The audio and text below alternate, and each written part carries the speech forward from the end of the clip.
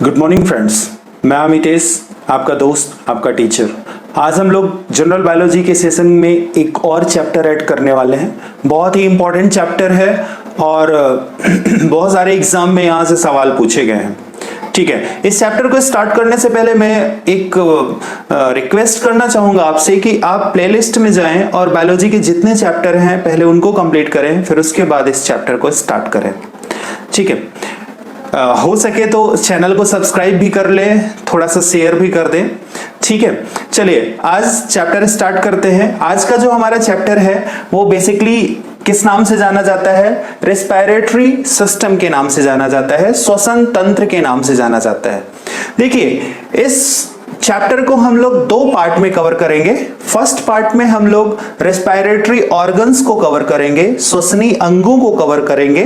ठीक है, उसके बाद हम लोग इसके मैकेनिज्म को समझेंगे। यानी इस चैप्टर की दो वीडियोस आपको मिलेंगी। फर्स्ट वीडियो में केवल इतना पार्ट कवर होगा और सेकेंड वीडियो में इसको कवर करेंगे, मैकेनिज्म को कवर करेंगे। तो अभी हमें मैकेनिज्म से कोई मतलब नहीं है, इसलिए अभी हम इस पार्ट को यहां से हटा देते हैं ताकि मुझे लिखने के लिए थोड़ा सा स्पेस मिल जाए। ठीक है, देखिए, चैप्टर स्टार्ट करने से पहले हमें सबसे बड़ी बात होती है कि यह समझना कि आखिर ये है क्या। ठीक है, श्वसन क्या है। ठीक, तो आप जैसे जानते हैं कि श्वसन क्या है, एक प्रोसेस है, एक लिविंग प्रोसेस है, या आप कह सकते हैं ह्यूमन बॉडी या ऑर्गेनिज्म, जितने भी ऑर्गेनिजम्स हैं जो श्वसन करते हैं उनमें होने वाली एक प्रक्रिया। ठीक है, अब कई बार आप लोग एक डाउट करते हैं, एक डाउट रहता है आपके दिमाग में कि सांस को अंदर लेना और सांस को बाहर निकालना यही श्वसन होता है, या ऑक्सीजन को अंदर लेना, CO2 को बाहर निकालना यही श्वसन होता है। देखिए, ये इनकम्प्लीट डेफिनेशन है। आज अब लोग क्या करेंगे, कंप्लीट डेफिनेशन को दिमाग में रखेंगे। ठीक, कंप्लीट डेफिनेशन क्या है? एटमॉस्फेयर से ऑक्सीजन को अंदर लेना, कोशिकाओं में उपस्थित जितने भी फूड मटेरियल हैं उनका ऑक्सीकरण करना, ऑक्सीडेशन करना, उन्हें ब्रेक डाउन करना, एनर्जी को लिबरेट करना और बनी हुई CO2 को शरीर से बाहर निकालना, यही श्वसन है, यही रेस्पिरेशन है। यानी इसमें तीन प्रोसेस होंगी। ऑक्सीजन को अंदर लिया जाएगा, फूड मटेरियल का ब्रेक डाउन होगा और एनर्जी लिबरेट होगी, CO2 को बाहर निकाला जाएगा। अगर एक एग्जाम्पल के रूप में हम लोग समझें तो देखिए, आप मान लीजिए आपने ग्लूकोज खाया, ठीक, या आपके कोशिका में ग्लूकोज है, तो यहां पे क्या होगा, ऑक्सीजन जाएगी, 6CO2 ऑक्सीजन जाएगी और यहां पे ऑक्सीडेशन की प्रोसेस होगी जिसमें CO2 बनेगी और ये बाहर निकल जाएगी। साथ ही साथ यहां पे वाटर बनेगा, पानी बनेगा। ठीक है, और सबसे बड़ी बात, यहां पे 673 किलो कैलोरी एनर्जी क्या होगी, लिबरेट होगी, और यही एनर्जी क्या करेगी, आपको काम करने के लिए उपलब्ध होगी। बॉडी फंक्शन, बॉडी को फंक्शन करने के लिए एनर्जी हेल्प करेगी। तो ध्यान रखिएगा, ये ओवरऑल श्वसन है कि श्वसन क्या होता है, ये बात अभी आपको समझ में आ गई। अब आपके एग्जाम में कई बार पूछा जाता है कि ये कैसी प्रक्रिया है, ये कैसी प्रोसेस है। तो ध्यान रखिएगा, बायोलॉजी सेशन जब स्टार्ट हुआ था तो मैंने फर्स्ट वीडियो में 3 तरह की प्रोसेस बताई थी, मेटाबॉलिक और उसी में 2 और, कैटाबॉलिक और एनाबॉलिक। ठीक है, तो मैंने कहा था कि जब भी लार्जर मॉलिक्यूल्स ब्रेक डाउन होता है स्मॉलर मॉलिक्यूल्स में, तो वो क्या कहलाती है, कैटाबॉलिक प्रोसेस। तो अगर आपसे कोई पूछे कि श्वसन कैसी प्रक्रिया है, तो आप बताएंगे श्वसन एक कैसी प्रक्रिया है, अपचयी प्रक्रिया है, यानी कैटाबॉलिक रिएक्शन है। ठीक है, इतना ध्यान रखिएगा। ये यहां पे आपको कई फैक्ट मिल गए, अब जैसे आपसे पूछ लिया जाएगा कि ग्लूकोज का एक मॉलिक्यूल C6H12O6, ग्लूकोज का एक मॉलिक्यूल कितनी एनर्जी लिबरेट कर रहा है, तो 673 किलो कैलोरी एनर्जी क्या कर रहा है, लिबरेट कर रहा है। ठीक, यहां पे ये बातें थोड़ा सा आपको ध्यान में रखना है। ठीक, आगे चलिए, आगे हम लोग देखते हैं कि श्वसनीय अंग कौन कौन से होते हैं। तो देखिए यहां पे हमने मेजर ऑर्गन्स को लिख दिया है। मेजर ऑर्गन्स में नॉस्ट्रिल्स यानी नासाद्वार, नासाद्वार मतलब नाक, और कुछ मत समझ लीजिएगा आप, नासाद्वार, ठीक, लैरिंग्स स्वर यंत्र, ट्रैकिया श्वास नली, लंग्स फेफड़े और डायफ्राम, इन सबको हमें यहां पे समझना है। तो चलिए हम लोग इस डायग्राम में आते हैं। एक काम करिएगा, शुरू में ही आपको स्क्रीनशॉट लेके इन चीजों को लिख लेना है। बायोलॉजी में ध्यान रखिएगा, बायोलॉजी में बोर्ड वर्क बहुत करना पड़ता है, तो हमें कुछ पहले से लिखना पड़ता है, कुछ मिटा के बाद में लिखना पड़ता है। तो इसे प्लीज इसे इग्नोर मत करिएगा, आप हर बार स्क्रीनशॉट लीजिए और इसे एक कॉपी में नोट डाउन करते चलिए, तभी आपको इससे फायदा होगा। ठीक है, वीडियो लेक्चर सुन लेने से कोई फायदा नहीं होगा। आप लोग, कई बार मैं बच्चों को देखता हूं हेडफोन लगा के मोबाइल जेब में डाल के और बायोलॉजी के लेक्चर सुनते। ये ह्यूमैनिटीज नहीं है कि आप हिस्ट्री पढ़ रहे हैं और हिस्ट्री में लेक्चर सुन के आपको उसमें भी फैक्ट नोट डाउन करने पड़ते हैं। ये बायोलॉजी है, ठीक है, इट्स अ साइंस। तो आपको ऐसा नहीं है कि कैसे भी करके पढ़ते रहना है। एक टाइम निकालिए, 10 मिनट 15 मिनट जितने मिनट की वीडियो है, और एक बार उसको नोट डाउन करिए, तब इसका फायदा होगा आपको। ठीक है, चलिए आगे बढ़ते हैं। देखिए सबसे पहले आपको ध्यान देना है नॉस्ट्रल्स। नॉस्ट्रल्स क्या होता है, नासाद्वार क्या होता है, तो देखिए एक पैसेज होता है, एक पैसेज होता है जो ऑक्सीजन या एयर को इंटर कराता है। ठीक, अब यहां पे आपको फैक्ट क्या याद करने हैं, यहां पे आपको दो फैक्ट याद करने हैं। पहली बात तो यहां पे फैक्ट क्या याद करना है, इसमें हेयर पाए जाते हैं। ठीक, हेयर्स, स्मॉल हेयर्स पाए जाते हैं, ठीक है, जो क्या करते हैं, एक छन्ने का काम करते हैं, और एयर में जितने भी डस्ट पार्टिकल्स या और पार्टिकल्स होते हैं उन्हें वो फिल्टर कर देता है। ठीक है, दूसरी बात ध्यान रखिएगा, नॉस्ट्रल्स में ही म्यूकस पाया जाता है। म्यूकस पाया जाता है। अब ये म्यूकस क्या होता है, ये एक ग्लैंड का सिक्रीशन है, ठीक है, जो एक चिपचिपा टाइप का सब्सटेंस होता है, और ये क्या करता है, एयर को फिल्टर तो करता है, साथ ही साथ ये ठंडा या गर्म करता है। ठीक है, आपको मालूम है आपके बॉडी का जो टेम्परेचर है वो कितना है, 37 डिग्री सेल्सियस, ठीक है, या 98.6 डिग्री फ़ारेनहाइट। ठीक है, अब मान लीजिए एयर इससे ज्यादा हॉट है या इससे ज्यादा कूल है, और आपके लंग्स में अगर चली गई तो लंग्स को प्रॉब्लम हो सकती है। इसीलिए नॉस्ट्रल्स क्या करते हैं, इन म्यूकस के थ्रू उस एयर के टेम्परेचर को कंट्रोल करते हैं। ठीक है, कभी आपने देखा होगा बहुत जब गर्मी रहती है, जब बहुत ठंडी रहती है, एयर बहुत ठंडी है, एयर बहुत गर्म रहती है, और आप जब इनहेल करते हो, उसे अंदर लेते हैं, तो आपके नाक में यहाँ पे जलन होने लगती है। कभी आपने फील किया, बिल्कुल फील किया होगा। ठीक है, तो वो क्यों होता है, क्योंकि उस समय आपके नॉस्ट्रल्स को बहुत ज्यादा वर्क करना पड़ता है एयर को 37 डिग्री सेल्सियस पे लाने के लिए। ठीक है, चाहे वो ठंडे से लाए, चाहे वो गर्म से ठंडे की तरफ लाए, बट उसे ज्यादा हार्ड वर्क करना पड़ता है, इसलिए आपके नाक में जलन होने लगती है। ठीक है, उसके आगे हम लोग बढ़ते हैं। उसके आगे एयर जाती है कहां, लैरिंग्स से पास होती है। लैरिंग्स को हम लोग स्वर यंत्र कहते हैं, स्वर यंत्र कहते हैं। यहां पे आपको दो फैक्ट याद करने पड़ेंगे, दो फैक्ट प्लीज नोट डाउन करते चलिए। मैं बोर्ड में बहुत कुछ नहीं लिख सकता, छोटा सा बोर्ड है, बहुत कुछ नहीं लिख सकता, नोट डाउन करते चलिएगा प्लीज। लैरिंग्स में दो फैक्ट आपको याद करने हैं। पहला फैक्ट कि ये एक पैसेज है जो एयर को क्या करती है, ट्रैकिया में पास करती है, ट्रैकिया में भेजती है। ठीक, दूसरी बात, ये एक वोकल कॉर्ड है, यानी यहीं से ध्वनि उत्पन्न होती है। ठीक है, स्वर यंत्र है, यहीं से ध्वनि उत्पन्न होती है। उसके बाद आगे हम चलते हैं, नेक्स्ट है आपका ट्रैकिया। ठीक है, ट्रैकिया, ये ट्रैकिया है आपका। ट्रैकिया क्या करती है, एयर को आगे बढ़ाती है, ये एयर आगे बढ़ रही है, ठीक है, एयर आगे बढ़ती है। यहां पे आपको एक चीज ध्यान देना है कि ट्रैकिया में इनकम्प्लीट रिंग्स पाई जाती हैं, अपूर्ण छल्ले पाए जाते हैं, बहुत जरूरी है, याद रखिएगा, अपूर्ण छल्ले। कई बार आपसे पूछा जाता है कि ये अपूर्ण छल्ले कहां पाए जाते हैं, तो ट्रैकिया में पाया जाता है। क्यों पाया जाता है ये भी आपको नोट डाउन करना है।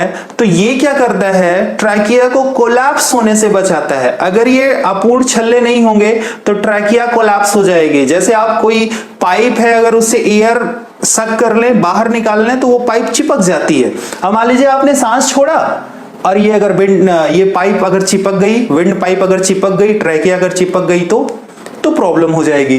तो ये रिंग्स क्या करती हैं, इनको कोलैप्स होने से बचाती हैं।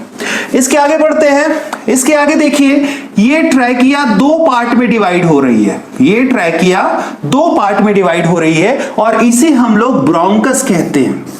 इसे हम लोग क्या कहते हैं, ब्रोंकस कहते हैं। ये राइट ब्रोंकस है, ये लेफ्ट ब्रोंकस है। हमेशा बायोलॉजी में जब भी डायग्राम पढ़ें तो ये समझें कि कोई वहां पे खड़ा है, तो ये मेरा राइट, डायग्राम का भी राइट होगा, ये मेरा लेफ्ट, डायग्राम का भी लेफ्ट होगा।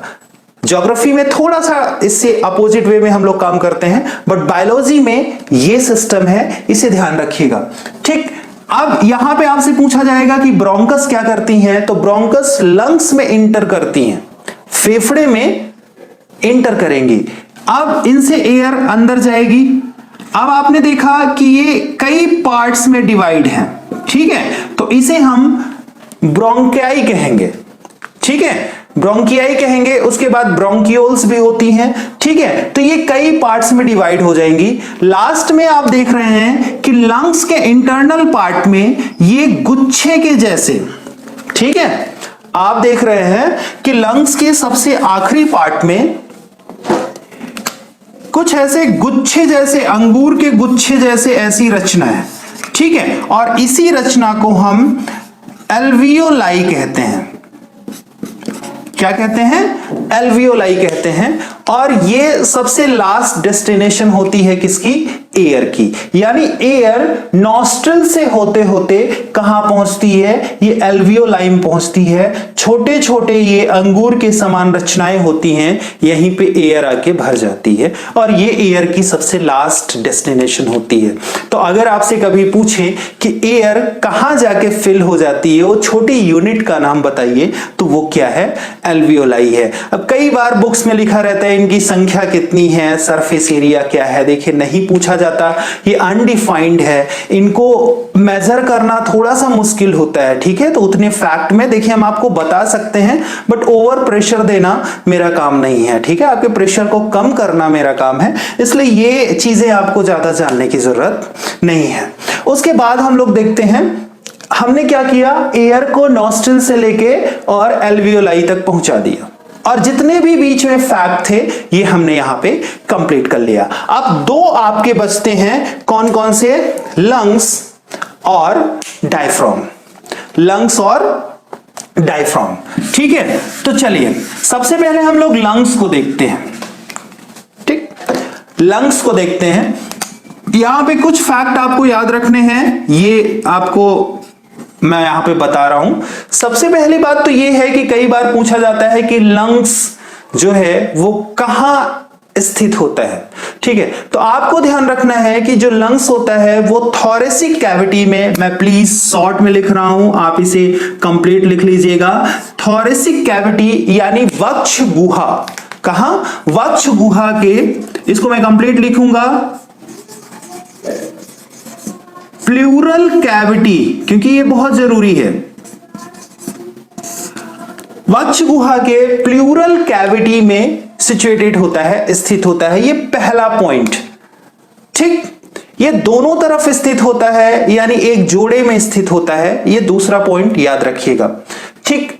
तीसरी बात, कई बार पूछा जाता है किस कलर का होता है, कैसा आकार होता है, तो शंक्वाकार होता है, कलर गुलाबी कलर का होता है, ठीक है। ये सारी चीजें आप लोग ध्यान रखिएगा, मैं वो चीजें बता रहा हूं जो बेसिक फैक्ट है, इंपॉर्टेंट फैक्ट है, ठीक है। हालांकि मैं और फैक्ट भी आपको बताते चल रहा हूं, बट उसमें ज्यादा जोर नहीं दे रहा हूं, ठीक। दूसरी बात आपको ध्यान रखनी है कि ये प्लूरल मेम्ब्रेन से घिरा होता है। भाई इसे हमें क्या करना है, प्रोटेक्ट करना है। तो ये प्लूरल मेम्ब्रेन से क्या होता है, घिरा रहता है, ये आपको ध्यान रखना है। तीसरी बात आपको ध्यान रखना है,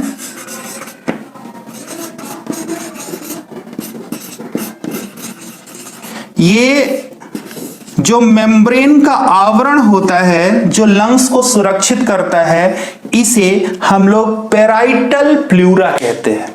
इसे हम लोग क्या कहते हैं, पेराइटल प्लूरा। ये पॉइंट आपको ध्यान रखना है, ठीक। इतने फैक्ट हो गए किसमें, लंग्स में, जो आपको ध्यान रखना है। उसके आगे हम लोग बढ़ते हैं।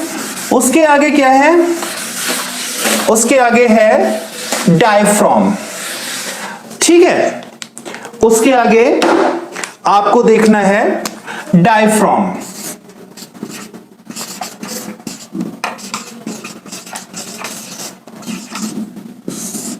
डायफ्राम, देखिए डायफ्राम क्या होता है। डायफ्राम लंग्स के जस्ट नीचे एक सट्टा होता है, एक बाउंड्री होती है, आप कह सकते हैं डिवाइडिंग बाउंड्री होती है, उसे हम लोग डायफ्राम कहते हैं। ये डायफ्राम क्या करेगा, डायफ्राम हमें ब्रीदिंग में हेल्प करता है, ये प्रेशर डालता है अंदर से जिससे हम ब्रीदिंग कर पाते हैं। इसके फंक्शन को देख लेते हैं, ठीक। दूसरी बात आपको ये देखना है यहां पे कि ये जो डायफ्राम है, ये डायफ्राम क्या करता है, एक डिवीजन का काम करता है, एक डिवाइडिंग एरिया, डिवाइडिंग वॉल का काम करता है। मान लीजिए ये आपका डायफ्राम है, ये डायफ्राम है, तो डायफ्राम के जो ऊपर का पार्ट होगा, ये हम इसको क्या कहेंगे, थोरेसिक कैविटी, यानी वक्ष गुहा, ऊपर वाला पार्ट। और जो नीचे का पार्ट होता है, इसे हम कहेंगे एब्डोमिनल कैविटी, यानी उदर गुहा। ऊपर वाले पार्ट को हम क्या कहेंगे, वक्ष गुहा, और नीचे वाले पार्ट को हम क्या कहेंगे, उदर गुहा। तो यहां पे ध्यान रखिएगा कि जितने ऑर्गन यहां मिलेंगे उसे हम थोरेसिक ऑर्गन कहेंगे, और जितने ऑर्गन यहां मिलेंगे उनको हम क्या कहेंगे, एब्डोमिनल ऑर्गन कहेंगे। कई बार आपसे एग्जाम में पूछा जाता है कि किडनी कैसा ऑर्गन है, उदरी अंग है कि वक्षीय अंग है। तो आपको ध्यान रखना है कि किडनी कहां स्थित होगी, पेट में, उदर में, है ना, एब्डोमेन में। तो उसे हम क्या कहेंगे, एब्डोमिनल ऑर्गन या उदरी ऑर्गन कहेंगे। बहुत छोटे छोटे फैक्ट हैं, कई बार एग्जाम में पूछे जाते हैं और आपसे नहीं बनते हैं, ठीक है। तो देखिए ओवरऑल हमने क्या किया, एयर को हमने पहुंचा दिया एल्वियोलाई तक, जितने भी ऑर्गन्स थे ये मैंने आपको समझा दिया। इसके बाद एल्वियोलाई के बाद ऑक्सीजन इंटर करेगी और CO2 बाहर निकलेगी, ठीक है। और यहीं से हमारा क्या पार्ट स्टार्ट हो जाएगा, मैकेनिज्म ऑफ रेस्पिरेशन, ठीक। तो मैकेनिज्म ऑफ रेस्पिरेशन हम लोग सेकंड वीडियो में देखेंगे। आई होप कि ये सारी चीजें आपको बहुत समझ में आई होंगी, ठीक है। अगर कुछ भी डाउट होता है तो प्लीज आप कमेंट करिए, मैं नेक्स्ट वीडियो में उन कमेंट्स को लूंगा, उनका वो डाउट जो होंगे उनको क्लियर करूंगा। आप कमेंट कर दिया करिए, विश्वास करिए मैं सारी कमेंट को देखता हूं। हाँ, ये अलग बात है कि मैं कमेंट्स का रिप्लाई नहीं कर पाता। जैसे कमेंट आई ऑसम, हाँ, ग्रेट वर्क सर, ठीक है। तो अब थैंक यू का रिप्लाई करना है मुझे, ठीक। तो मुझे ऐसा लगता है कि मैं एक साथ सबको थैंक यू बोल दूंगा। बहुत बहुत धन्यवाद आप लोगों का कि आप लोग अप्रिशिएट करते हैं, ठीक है, और आप लोग मोटिवेट करते हैं खुद मुझे कि मैं और अच्छा काम कर सकूं। बट अगर आपके कोई चैप्टर से रिलेटेड डाउट है, उसे अच्छे से लिख के कमेंट करिए मुझे, ठीक है, और मैं नेक्स्ट वीडियो में उन डाउट्स को लूंगा, ठीक। ये किया करिए। आई नो दैट कि कुछ जनरल बायोलॉजी के कुछ पार्ट ऐसे होते हैं जो आपको समझ में थोड़ी देर से आते हैं। आप कमेंट करिए आपको क्या समझ में नहीं आ रहा है, हो सकता है मैं नेक्स्ट वीडियो में फिर से उसे कवर करने की कोशिश करूं, फिर से उसे अच्छे तरीके से समझाने की कोशिश करूं। देखिए टीचर के पास समझाने की एक स्किल नहीं होती, वो स्टूडेंट के आधार पे क्या करता है। जैसे मैं अगर फिजिकल क्लास ले रहा हूं कहीं पे, बच्चे सामने हमारे बैठे हुए हैं, तो मैं हर बच्चे को हर बच्चे की तरह समझाता हूं। अगर समझ में नहीं आया तो उसको बोलता हूं चलो मैं तुम्हारी तरह से तुमको समझाता हूं। तो कई तरीके हो सकते हैं समझाने के, ठीक है। तो इसका मतलब ये नहीं है कि एक बार में आपको समझ में नहीं आया तो वो चीजें समझ में नहीं आएंगी। देखिए नथिंग इज इम्पॉसिबल, ठीक है, कुछ भी इम्पॉसिबल नहीं होता, सब पॉसिबल है, एवरीथिंग इज पॉसिबल, ठीक है। तो बस आप एक बार कमेंट करिए, मैं कमेंट लूंगा, यहाँ पे आपको दोबारा उन चीजों को समझाऊंगा, ठीक है। आई होप आप अच्छा कर रहे होंगे और आई होप आपकी स्टडी बहुत बेहतर हो रही होगी। चलिए इसी आशा के साथ थैंक यू। थोड़ी सी गर्मी भी बहुत ज्यादा है, ठीक है, इस समय मानसून आ गया है तो उमस वाली गर्मी हो गई है, तो वीडियो थोड़ी सी छोटी होती है, ठीक है। चलिए आशा करता हूं आप बहुत अच्छा करेंगे। धन्यवाद।